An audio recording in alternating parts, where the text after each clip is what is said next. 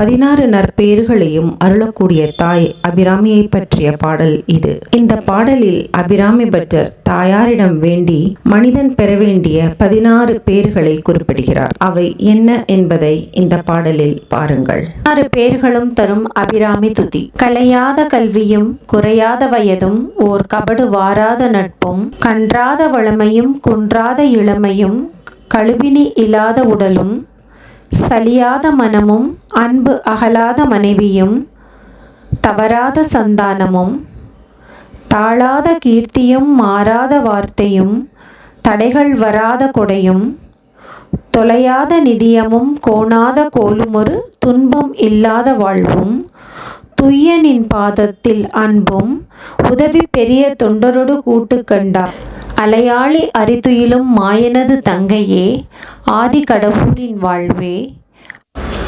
அமுதீசர் ஒரு பாகம் அகலாத சுகபாணி அருள்வாமி அபிராமியே.